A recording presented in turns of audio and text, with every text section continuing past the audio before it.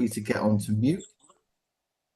If I can invite you to get onto mute. And as ever, for those of you that are less familiar with this call, we always record these calls. And we now do two things with them. We make a little reel of some of it, not all of it, that goes out usually on a Wednesday. And the recording is usually up by Tuesday of the following week. And we get a few more people engaged and following and finding out what we're about through those platforms. So this morning, for those who don't know me, I'm Tom Spate. I produce and chair these calls every week, most of the time. Occasionally Chris does a magnificent job in deputising, and Chris is pressing the buttons this week because Iona, who normally presses the buttons, is in Australia visiting her brother.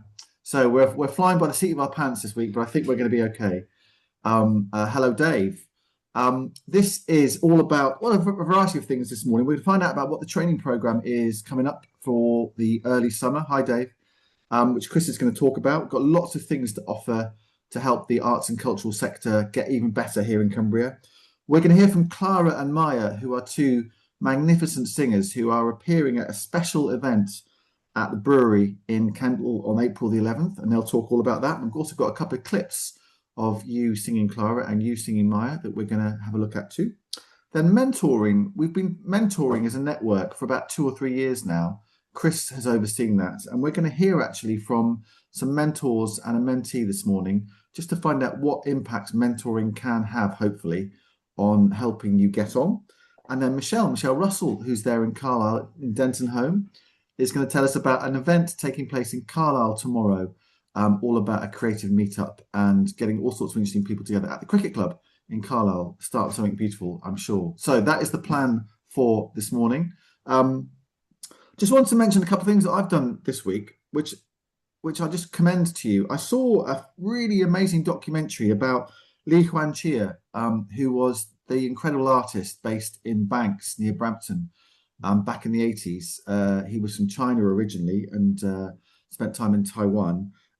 It was part of the CACN Film Festival. The film is called All and Nothing. All and Nothing. It was made 3 years ago, and it's a feature film all about Lee's life, what he did at Banks, and how interesting and influential and generous he was. If you get a chance to see All and Nothing, all about Li Huanqie, I really commend that to you.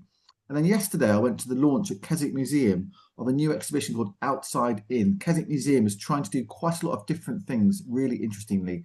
They're using virtual reality, augmented reality as well. And fingers crossed, I'll make a podcast episode out of that in about 2 weeks' time. So again, if you're in Keswick with a bit of time to kill, check out the museum and check out what they're doing to try and attract a new audience, as well as hang on to the current audience they've got as well. So that was really interesting too. Anyway, it's 9:36. I'm going to hand over to Chris, who is the master in charge of training as far as CACN is concerned. And he's going to tell us what the plans are for the next few months. Over to you, Chris. Thanks, Tom. Yes, we have put together a suite of training events, mostly online, but also some in person. And there'll be a few more to follow what I'm going to be talking about today, but this will take us through April and into May. And it's very much responding to the expressed needs of people in the cultural and heritage sector in Cumbria. And certainly this this program of training isn't about training anybody how to be an artist or developing their creative practice. It's really about strengthening their viability and sustainability as a business, because every freelancer is in effect a business. And so it's aimed at freelancers and small micro organizations, just making them more effective and more sustainable. I will share my screen if I can talk and do technical things at the same time, and just to break things up so you don't have to stare at my We know that you face can, all the Chris. We know time. that you can. Okay, here we We're all go. with you, and we're all backing you 110% to do this brilliantly. Somehow that's actually even more worrying. Okay, here we go. So hopefully you can see those. It's on its way. Can't see it yet. It's on its way. Can see it now. Can see it now. Right. See if it'll behave itself full screen. Okay. Are you seeing that full screen? Because it's displaying weirdly to me. I'm Yeah. not, but it's fine. As I'm seeing it, it's fine. So just carry on. So we're starting off with a renowned trainer by the name of Tom Spate. He will be in 3D in person at both Ulverston and Keswick on subsequent days on Tuesday the 14th, Wednesday the 15th of April, talking about how to have a greater impact when you having to present and talk in public, like what I'm doing now. And he's done a similar sort of thing before to great effect. I highly commend that to you. The rest of the ones are all online and some other familiar faces talking about how to write funding bids. Kate and I, for our sins, have got quite a lot of experience of applying to various bodies, the Arts Council, trusts and funds, and we will share our hard-won experience in a couple of online half-day sessions over ones during the day and ones in the evenings to try and reach people at convenient times for them. Uh, Dickie Felton is a lovely guy who, despite the fact that he comes from Liverpool, and he has got a wealth of experience in the world of PR and marketing. Started off as a journalist and now works as a freelance PR specialist, and he will give you a rundown as how to cut through all the noise on social media, how to relate to the broadcast and published media to promote whatever it is you're doing and get your name and your face better known so that your business can thrive. And then Sita Brand, who's done some splendid training for us in the past, has got two wonderful online sessions. Her first one was what are you actually building? As she says, artists often have their heads so far buried in the work from day to day that very rarely do we look up and kind of go, actually, what do I really want to be doing? Where do I want to get to? So her session will really define your true goals and build you a strategy, very simple one-page strategy to get you there effectively. And the final one in this string of trainings is Sita again, who's looking very much at how you make some money by engaging with people outside of the immediate arts world. So education, businesses, a whole range of ways in which you can use your artistic and cultural skills to generate some income, still kind of doing what you really want to be doing. But it's a way of broadening and enhancing the sustainability of your cultural practice. So all the details are on the website. That's the address. And if Kate isn't doing it already, I'll pop it in the chat. So all very reasonably priced and hopefully accessible to most people. I'll stop screen sharing. There you go. Great, thank you, Chris. And most of those are online, by the way. The one that I'm doing is going to be face to face, once in Keswick, as Chris said, at Theatre by the Lake, and once at Ulverston at the Corro. But all the other ones, I think I'm right in saying, Chris, are online Yeah. and accessible to all. And we've tried, as ever with these things, it's about geography for the ones face to face. It's about trying to sort out availability of trainers and trying to get them at different times of the day so that people can access different things at different times as well. But anyway, if those are of any interest to you, have a look at the link that is in chat and do book on if that is for you. Thank you very much, Chris. Right, any questions, by the way, just pop them into chat and we'll pick them up and answer them as we go along. Okay, let's hear now from Clara Popple and Maya Cowley, who are two singers from... Clara, where are you from originally? I was born in Kendal, but I now live in Tebay. So I'd say I'm Tebay from Tebay. Wow, I always try and do the roads in Cumbria. How'd you get from Kendal to Tebay? The A something, the B something? M6, yeah. Yeah, Well, okay. I got the M6 and then that back Oxon Drop off. Hill. Yeah, okay, lovely stuff. And Maya, where are you from? Where do you live? I grew up in London and then moved to Bristol. But yeah, back and forth between the two. Okay, and where are you right now? I'm currently on the Isle of Mull What are you in doing Scotland. there? Yeah, I had a gig here a couple of days ago, and then I have a live session recording, and we're just waiting for the right weather, which actually is right now. But we were going to do it this morning, then it started raining. But yeah, so I'm on the Isle of Mull until this evening, and then heading back down.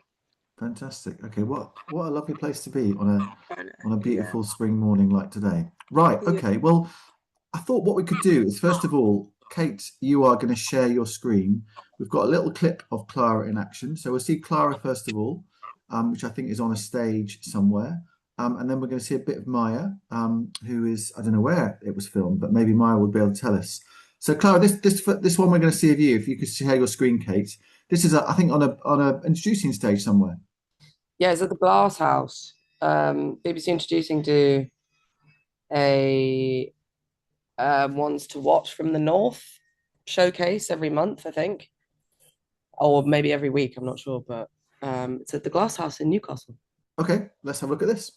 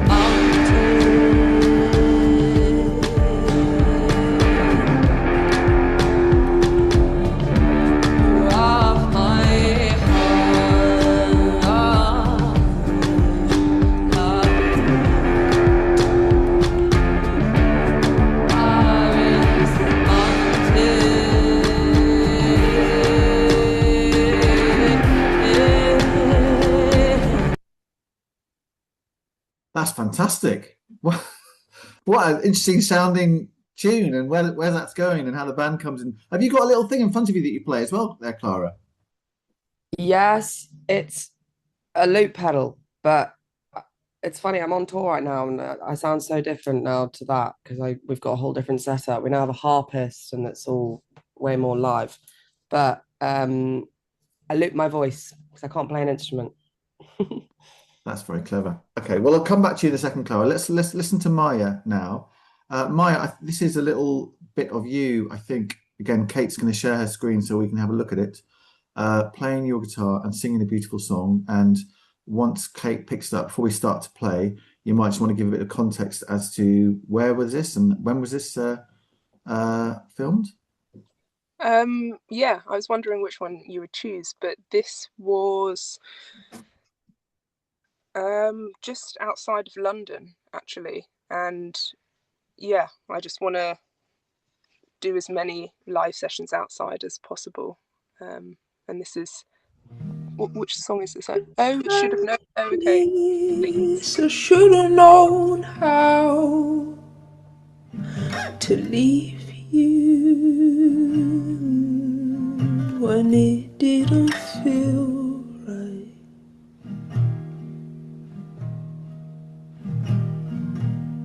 For in my mind you were more like a friend. The way you held me when I'm down and out, it makes me think of you and how with all my words I let you down.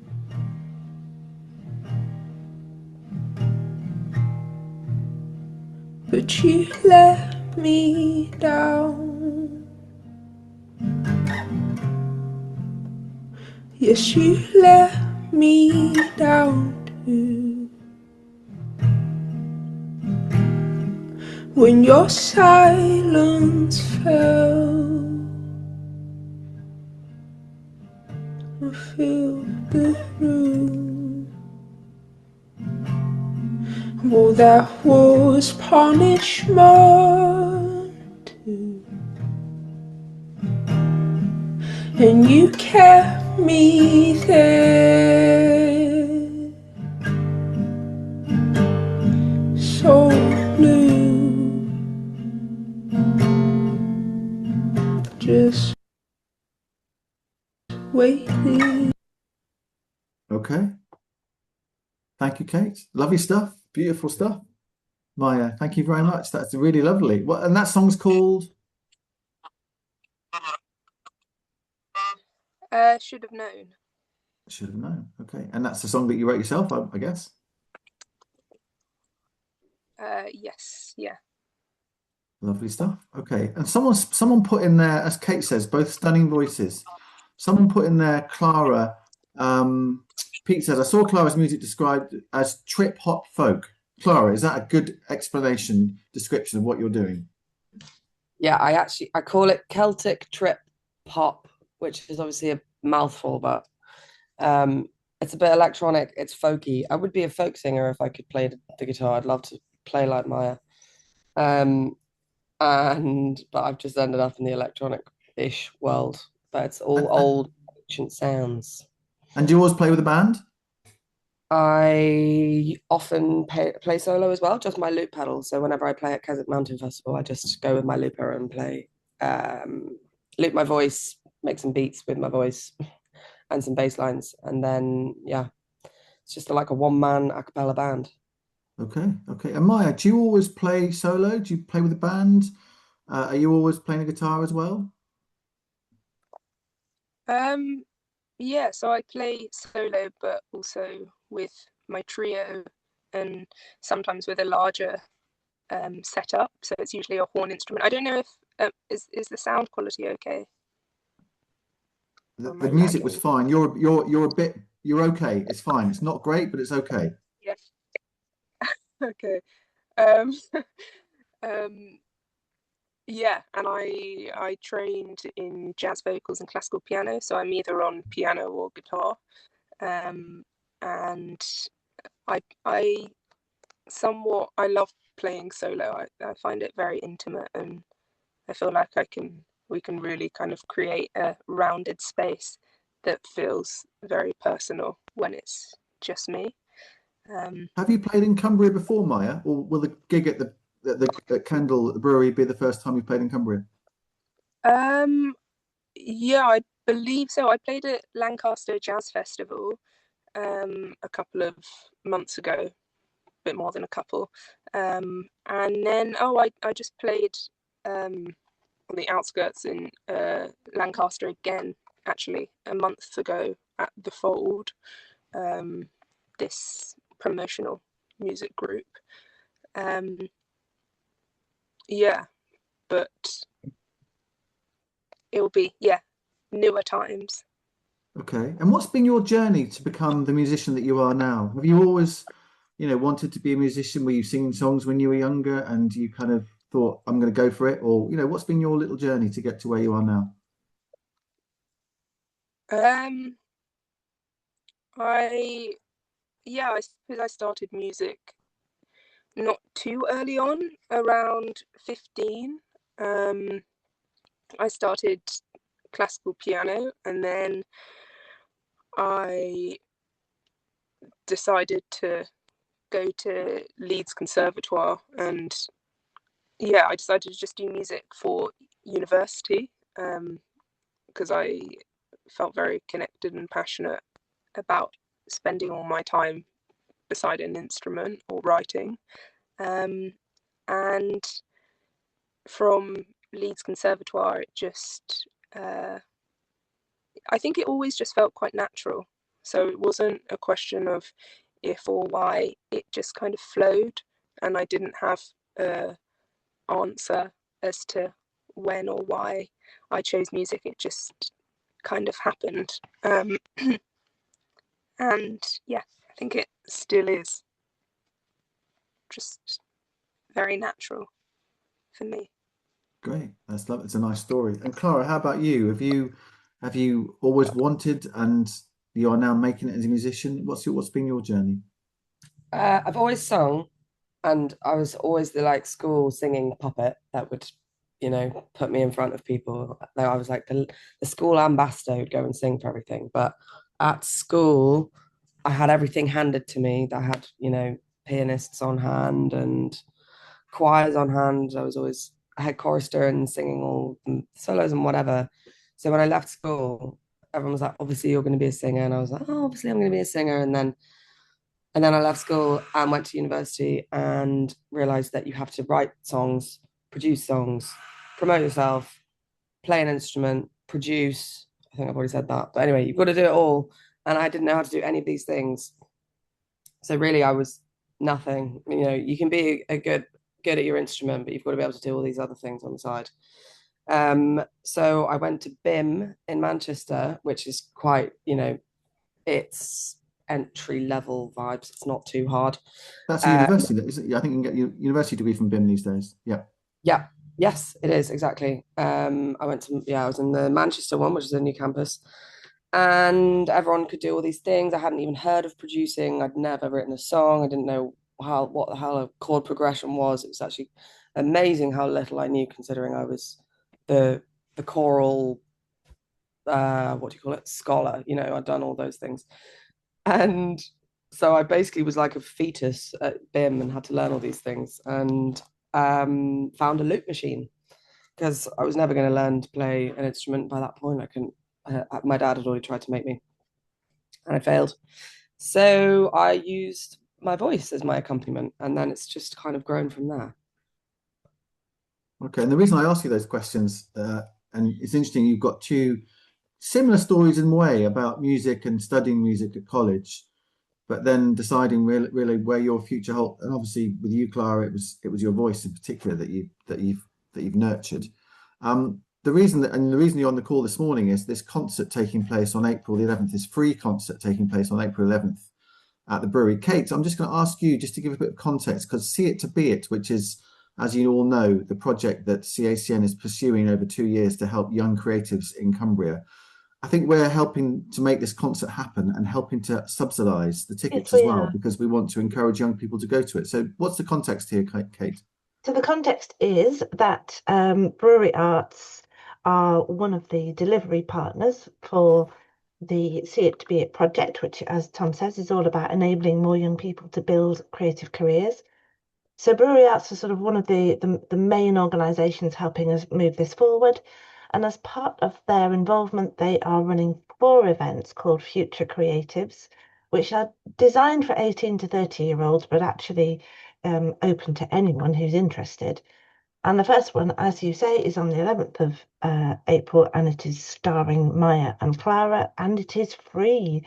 So I really encourage you to take advantage of this, because it's such an amazing opportunity to hear both amazing singers. And it's not just a gig in the usual fashion. You will be in conversation also, Maya and Clara, I believe with Miriam, who runs the brewery. So it's a kind of different style of gig, and it's about finding out more about your journey, more about yourselves, and yeah. So please sign up. Obviously, spaces are limited, and it's free. And if you think you know somebody who would love to come to that in Kendal, please pass on the link that I've just put in the chat. Thanks, Kate. So, and Maya, final question to you, really, I suppose. As a young musician growing up, was it important for you to have kind of role models or people to look up to or learn from, to help you, I guess, gain self-confidence as much as anything else?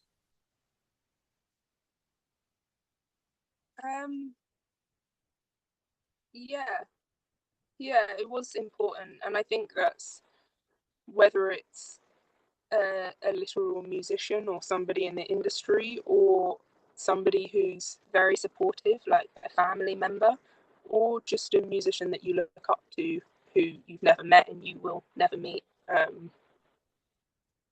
such as, I don't know, Nina Simone or something, that that it kind of keeps you going.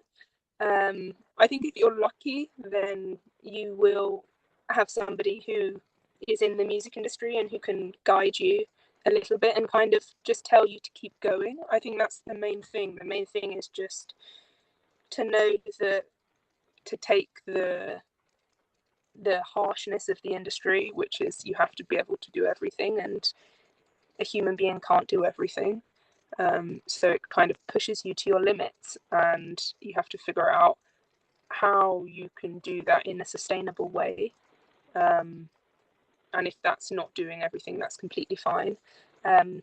So I think it's if you're lucky, you have somebody who's just going to say, take this situation and know how to handle it and know that it's all part of it. Because I think a lot of the time people don't know, or it's not that they don't know, it's that, you know, it's a difficult industry, and there's a lot of lows, there's a lot of like stuff that's kind of like will toughen you in inverted commas, not that people need toughening, but there's a lot of stuff that will toughen you, and sometimes that can be too much. So I think it's, if you have somebody who is, even like my mum was always very supportive, always kind of telling me the honesty of, like, you know, whether something's that I'm doing is good or not, but also always appreciating and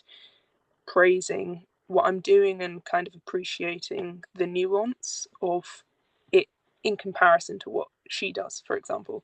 So I was very lucky with that, and I think that that is like, yeah, one of the best things Thank you you, can Maya. have.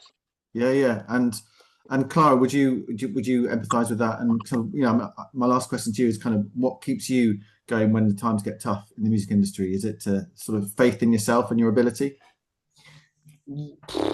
Faith in yourself is really the hardest thing to crack, and that's what all of the stars say, is like, just believe in yourself. It's not even that, that's like honestly next to impossible to do in my mind. What you've got to keep doing is just keep going. And then yeah, people like your mum or your family are like, they, all the people around you, you know, wholeheartedly believe in you, which really really helps. That's probably where most my belief comes from. Also, I can't do anything else, so I've just got to make it work. My dad was a musician though.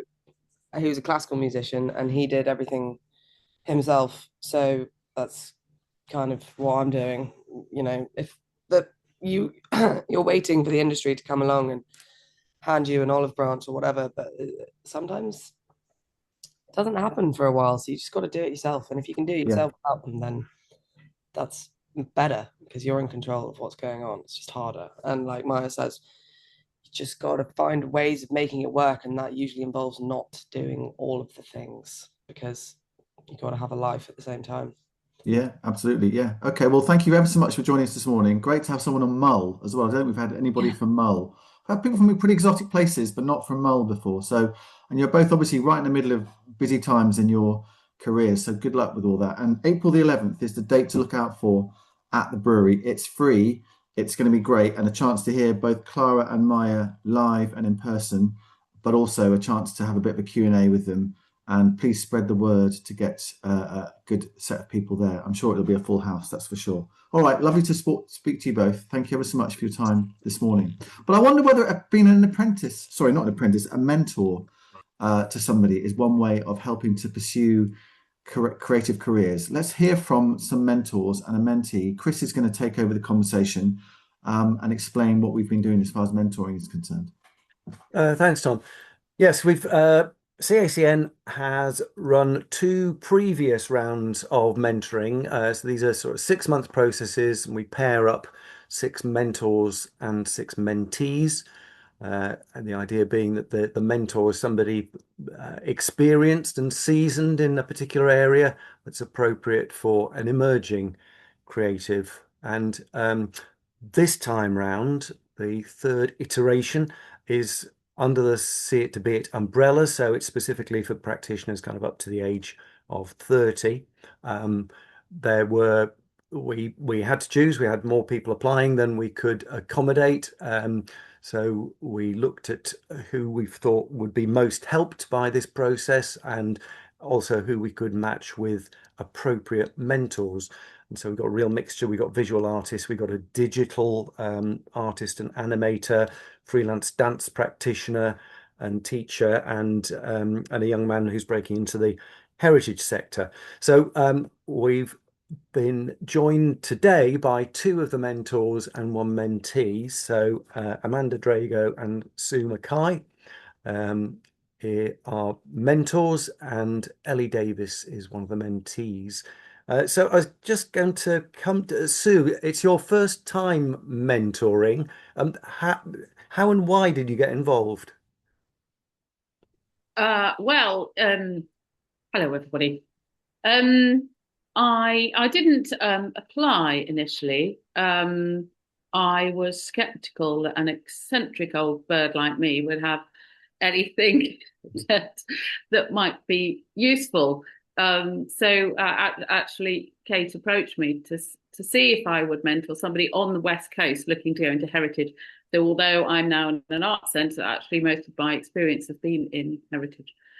And it's been tremendous, actually. The chap that I am mentoring, Luke, is just so enthusiastic and full of life, which is wonderful to see. But facing, as all artists do, particularly on the West Coast, such massive challenges, which is why we have our wonderful See It to Be It programme that we all know about, the geographical challenge, the few opportunities, the few training opportunities, the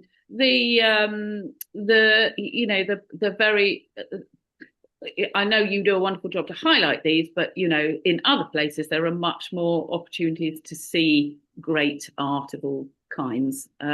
We have, that is growing in our area, but so anyway, so it's been really fruitful, both of us, I think. I think we can claim a bit of an early success because Luke was in the process of applying for a traineeship when you started mentoring him. Yeah, we had a hastily arranged conversation just before his interview, and he has said that I had some useful things to say. So that's very nice. Yeah, so we've had some fun. We've been on some school trips, as we call them, which is really good for stimulating conversation. So we've been to Rum Story Reimagined. We've been to the Helena Thompson Museum, really good for kind of stimulating ideas and getting out. We have, obviously, Luke has set the agenda. We've discussed all sorts of things, particularly about a way forward. So although Luke now has a 12-month contract, he needs to be looking now about what he's going to be doing next. And as we say, opportunities for paid employment, tricky. So, exploring a kind of a more creative way forward, because Luke is also a poet, has been quite interesting. We've used the Group for Education and Museums competency framework to kind of assess where Luke is at, where he was before he started his work, what he's gained from the employment, and where it will be really good for him to find some input going forward. So, yeah, it's been great. We've had 4 meetups, plus 2 CACN meetups, and I think it's going really well. Yeah. Brilliant. Ellie, if we can come to you, you're a visual artist. Why did you apply for the mentoring, and what were you expecting to get from it? Well, when I saw it, I was like, oh my gosh, what a wonderful opportunity, because like we've just been saying, you don't see many opportunities around here. And especially as a visual artist, I think sometimes you can feel a bit isolated up here if you don't have a community. And I graduated 2 years ago and moved back up here. And when I saw it, I thought it'd be a wonderful opportunity to get to maybe know more artists and people up here, and maybe make connections with the artistic community up here. When I applied, I was expecting some just general advice. I'm still pretty early on in my career, so I kind of wanted some building blocks of how to build a long-lasting career. And Leela's been fantastic for that. Leela Harris, my mentor. Yeah. So far we're about halfway through the process. How has it compared with what you were expecting? Is it operating the sort of way that you thought it would? Yeah, absolutely. It's operating better than I expected actually, because I thought we would maybe just Good have to a hear. few Zoom meetings one to one, but we've met up in person. Leela's come to visit my studio. We've got trips planned to go to Tully House and their studio in Kendal, and they have an upcoming exhibition in a gallery nearby, and they've invited me, and that's going to be one of our little trips. And they said they'll introduce me to the gallery owners and people they know in the creative field at that gallery opening. So that's a wonderful opportunity. That's something I wasn't expecting to be introduced to more people. I was just expecting okay, you should apply for this. This is how you do your taxes, like the kind of things like that. So it's been wonderful so far. Excellent. So, Amanda Drago, actually, this is your second time of mentoring for us. So we know you do a good job. Uh, can you sort of compare the two experiences? Has it been much different this time round? And if so, why? I think they've been quite different. Zoe Gadd, who runs Dance Ahead, she was an established dance artist who'd moved away and then come back to the area. So she had existing links and existing networks that she could plug in, but she wanted to reconnect with those, but and get a bit of confidence as a freelance artist again instead of an employed person. So there was a different set of challenges there for her. Paige Douglas, who I'm mentoring now, is very much emerging artist. And again, the challenges are very similar to what I'm hearing with regards to the kind of the young artists that we've just seen, Maya and Chloe. So yeah, it was around having the confidence, not having an imposter syndrome. You've graduated from your course, you're good at what you do. You need to have a little bit more confidence, but also sustaining yourself as an artist when you just starting out, and how do you do that, moving from the day-to-day job into full-time doing dance, particularly the challenges of Cumbria, geography and dance organisations not being so prolific in Cumbria as well. Yeah. Mm-hmm. Have you ever had a mentor yourself in your career? Yes, I have. I've always sought one out. The person that really, really mentored me was somebody called Janet Archer, and she was the director of Dance City in the very, very early years. I was a single parent and she was a single parent too, and she really helped me as a single parent trying to be as a dance artist, and she understood the challenges during the 90s and 2000s about working and trying to establish herself as a dance artist, but also she was a producer as well, and that's what I am primarily, not a dance artist, if that makes sense. So I owe a lot to her. Yeah. And how would you define a mentor, kind of as opposed to a coach or a trainer or other roles? I think Janet wasn't an official mentor. She was just somebody who saw what I needed when and gave it to me. During the 90s, you didn't have kind of mentorships as such very much. And she just gave me opportunities and enabled. So if childcare was an issue, so she'd just bring Josh along, teach the here, we'll sort him out. You can't do that so much now, but she just enabled and gave me steps and support when I didn't know I needed it, if that makes sense. So that was good. Okay. Ellie, can I just come to you? Well, how would you define what mentoring is as you're experiencing it?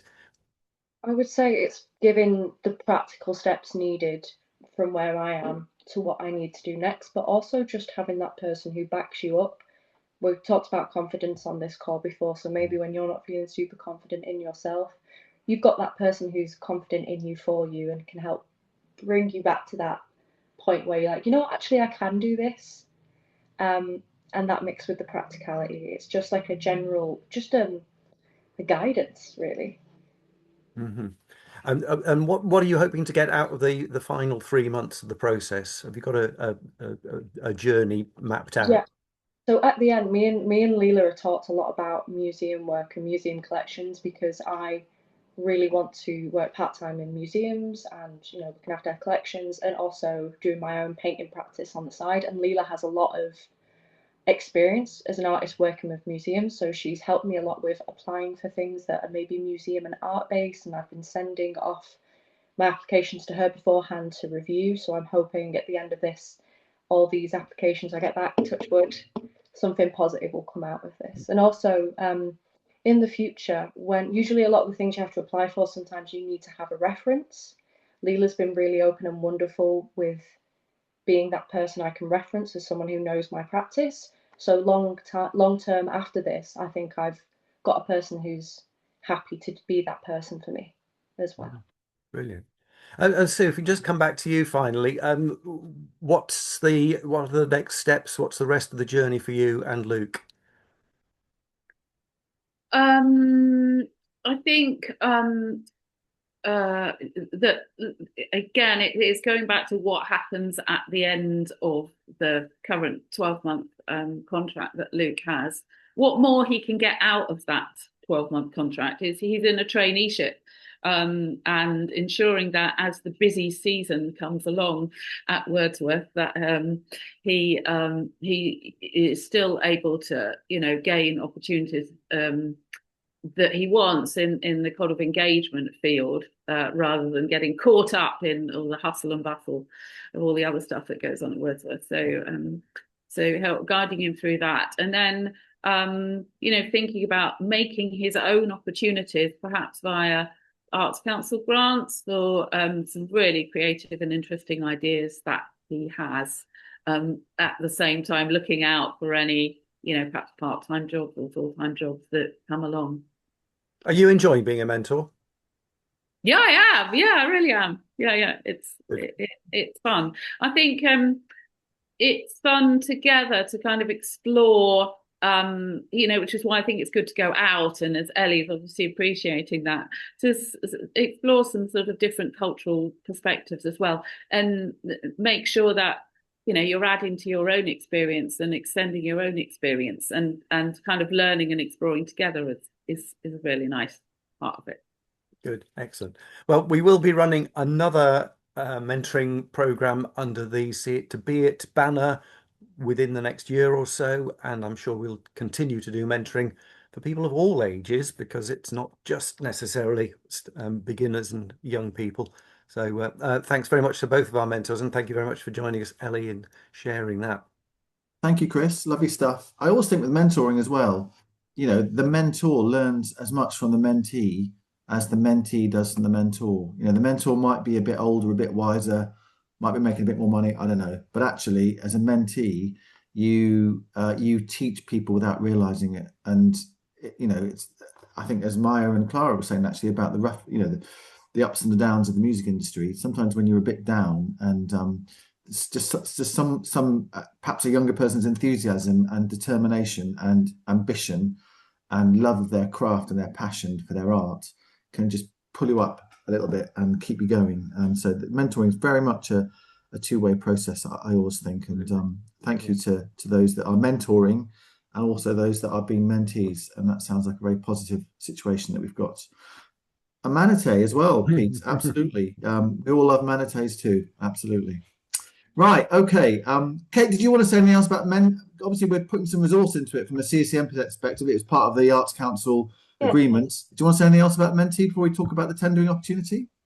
No, I'm just really, really pleased to hear that it's going well for the mentors and the mentees. And just to reiterate, actually, that I'm learning loads through the See It to Be It programme, just from having so much more contact and interaction with young creatives and people at the start of their career. It's just such fun and really, really refreshing. So I'm glad that that's the experience the mentors are having too. I have to ask Derek, who is a teacher of much repute for many decades, all over the place. What did you learn from teaching, Derek, that you just put in there a nice statement about how you learn from your pupils or how you learn from your students? Well, one of the points is very simple, that quite often you end up teaching somebody who's far more intelligent than you are. And presumably with the mentoring process, a mentor may well find that a mentee has greater potential than the mentor, him or herself. And it's the old thing of if you want to become wise, accept the fact you don't know anything. I think that's the point I'm trying to make. Yeah. And there's a similarity, but when you've got a sort of teacher-pupil relationship, the easy assumption is that the teacher knows best. Similarly, with this, presumably, there's an easy assumption that the mentor knows best. And it's not a question of knowing best, it's a different perspective, and it's a Yeah. perspective of experience. Thank you, Derek. Thank you. And Anne asked quickly, Chris, you probably got to ask this question. Do the mentors receive any training? I'm just, it'll be a lot easier for me to speak than type an answer. Well, we have an induction process, so that all the mentors and mentees come together to understand what we mean by mentoring, what mentoring is and isn't.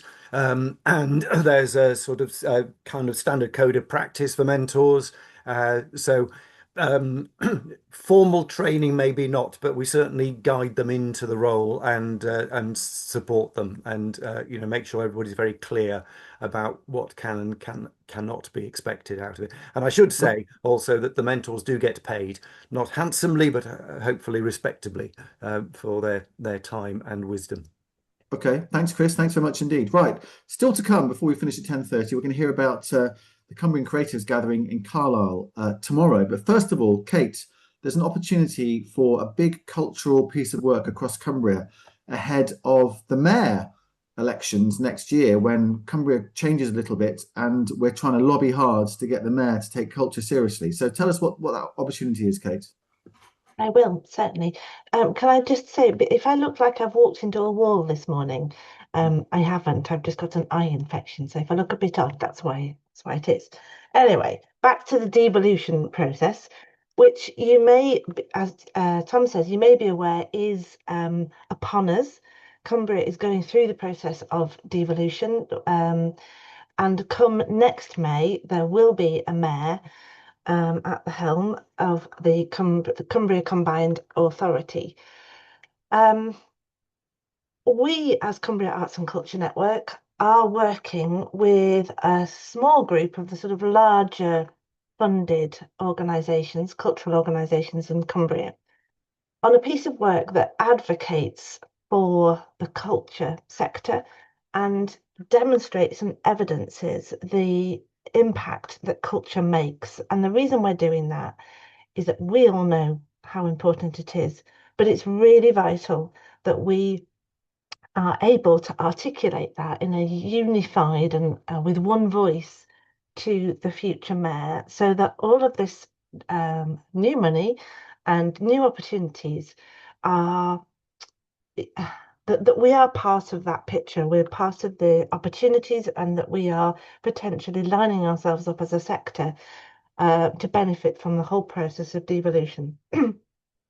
It's actually quite an opportune moment to be talking about this, because actually, although culture has hitherto not been part of the sort of mayoral priorities, that is now changing, and there's been some recent lobbying work to get that picture to shift, which has been successful.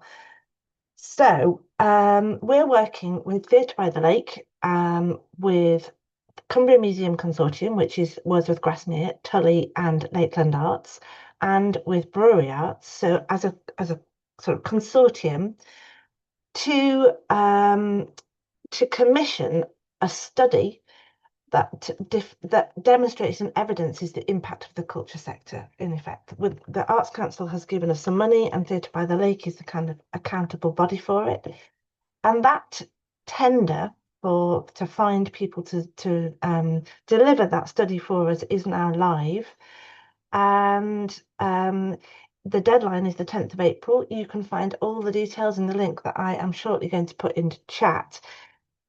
It's not necessarily that anybody here is going to apply for that, although for goodness sake, don't let me stop you. It's more that I wanted to tell you that Cumbria Arts and Culture Network is part of that conversation, part of that work. And I'm happy that we are, because we all know that the culture sector is rich and varied and more than just the larger organisations. Not that they're not important, of course they massively are. But we, as a Cumbria Arts and Culture Network, are part of the conversation because we want it to be known and understood that the culture sector is made up of lots of tiny organisations, lots of creatives that all make up a really important picture.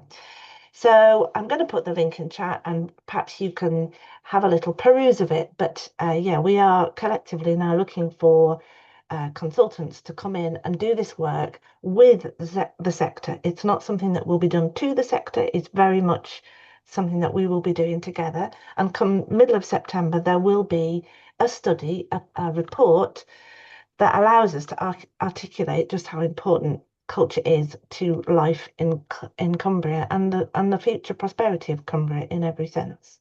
Okay, and let's make sure that the voices on this call and elsewhere that we help represent and support are heard properly as well by whoever ends up doing that piece of Indeed. work. Really important that it's not just the big organisations that voices that are heard. Speaking of a network and people coming together, we're just going to conclude this morning with a quick chat with Michelle Russell there, sitting in Denton Home in Carlisle, sunny Denton Home in Carlisle. Michelle helps work with the Cumbria Creative Collective, which is a new, I think I'm right in saying, Michelle, a new organisation launching tomorrow. Tell us a bit about it, Michelle, and what its objectives are and what you're doing tomorrow. Wonderful. So I'll try and talk as fast as I can. You'll be able to. We got 5 minutes, Michelle. Yeah, you'll be able to watch it slow back on replay in a few days' time. Anyway, my name's Michelle Russell. I'm an author, illustrator, publisher based in Carlisle. So I've come together with Steve Dixon, who is an author who is originally from London but is living in Carlisle, and Emma Louise Summerfield, who is another author out west. And we've come together as the Cumbria Creative Collective. So it's going to be a grassroots organisation that builds up supporting creativity. And on Saturday, it is just wonderful. We have got amazing guests from all over, from out west, from Carlisle, from the northeast. So we've got Alfie Joy, who's described as the Swiss Army knife of talents. So have a look for Alfie Joy, do a little search on him. He is absolutely fantastic. Richard O'Neill, MBE, he'll be coming over. We have got Natalie Lauren, who is a film producer, and her film, The Unauthorized Absence, she's coming to talk about that. The backers that she's got has got some nice freebies, which we'll be able to disseminate to everybody.